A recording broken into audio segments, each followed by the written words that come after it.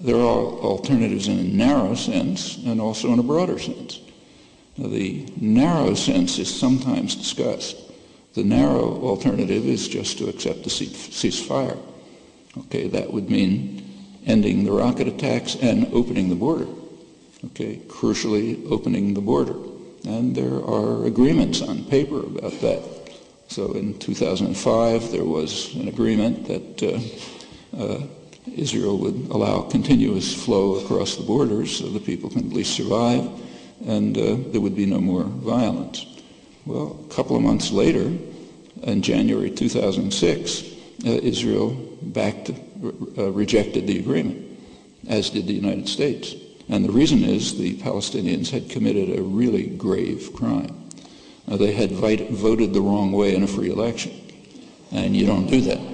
The Godfather doesn't like that. So therefore you have to be punished. And meanwhile, the intellectual community has to write uplifting articles about our yearning for democracy and so on and so forth. Again, that's the way international affairs work, and the cultural system works. So Israel backed away from the agreement, and since then there's been no acceptance of that truce.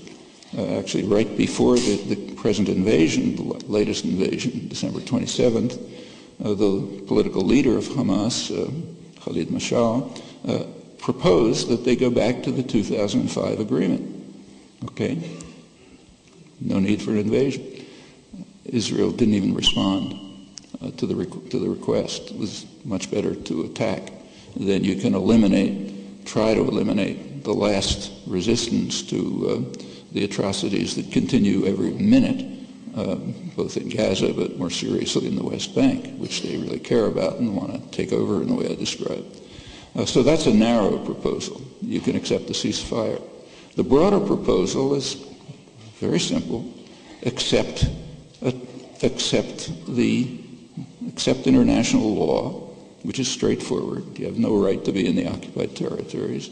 Withdraw and allow Palestinian national self-determination in the released territories. That would be the West Bank and Gaza, 22% of the former Palestine. Now, on that matter, there is an overwhelming international consensus, and there has been for over 30 years.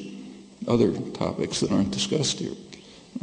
This proposal came to the Security Council of the United Nations in January 1976. It was brought by the Arab, what are called the confrontation states, Syria, Jordan, Egypt, two-state settlement on the international borders, incorporating all the wording of UN 242. Those of you who follow this know that that's at least in principle, that's what everyone accepts. So the right of Israel and every other state to live in peace and security within recognized borders and so on, and a Palestinian state in the released territories. Well, Israel was bitterly opposed to that. They actually carried out an action which presumably was directed against the UN. Israel bombed Lebanon for no pretext, killing 50 people. It was kind of reported here, but it's like a footnote. Rightly, it is a footnote. That was probably a message to the United Nations, don't fiddle around with us. And the U.S. vetoed it. Okay, the Godfather took care of that. And there's a record, yeah, I'll be over. There's a record ever since. It's late, I won't run through it. But there is one break in the record, and it's important to recognize it because it's significant for the future. In January 2001, there was 1 week of negotiations in Taba, Egypt, in which Palestinians and Israelis negotiated, top negotiators, dealing with the detailed issues about borders, Jerusalem, refugees, and so on. And they came pretty close to an agreement. In fact, in their last press conference, they said if they had a couple of more days, they probably could have reached a settlement in terms of the international consensus. Well, Israel called off the negotiations prematurely. That was the end of that. But 2001 isn't that long ago. It's not that it's reaching for pie in the sky. I mean, that can be resumed. What's required is that the Godfather agree to what he agreed to in Indonesia in 1991. Just say, okay, game is over. And you have simple ways to proceed to achieve the international consensus. Right now, the U.S. and Israel are absolutely isolated on this. Hamas accepts it. Hezbollah has said they won't disrupt anything that the Palestinians accept. Iran has said the same. The rest of the world's in favor of it. It's the U.S. and Israel, and the U.S. is the crucial actor all the way through because of its power. So it's really in our hands. And that means, I'll just say one more word on, there's a lot of talk about trying to apply the kinds of tactics that were used in the case of South African apartheid. But think that through. It's tempting, I agree, boycott, divestment, sanctions. Think it through.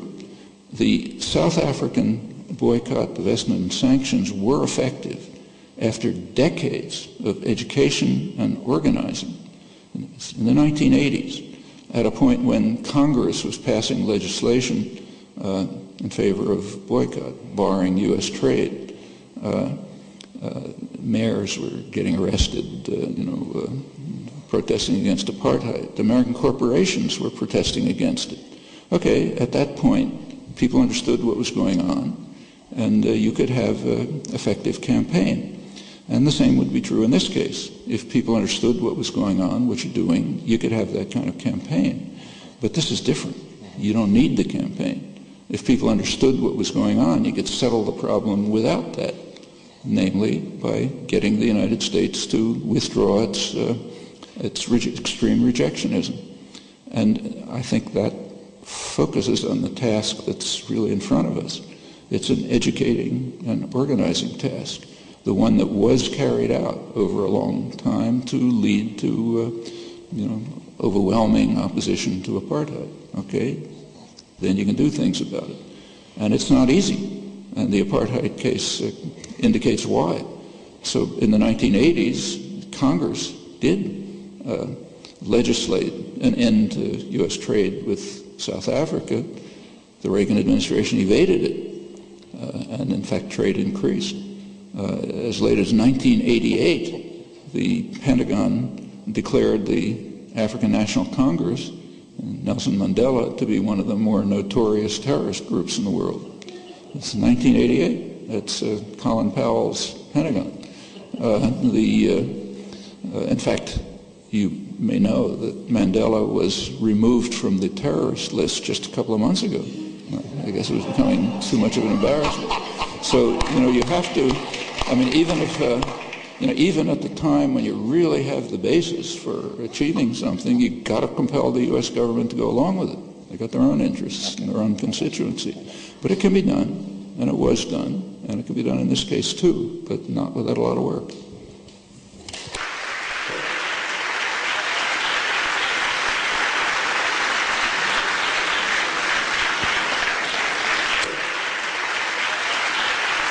Professor Noam Chomsky.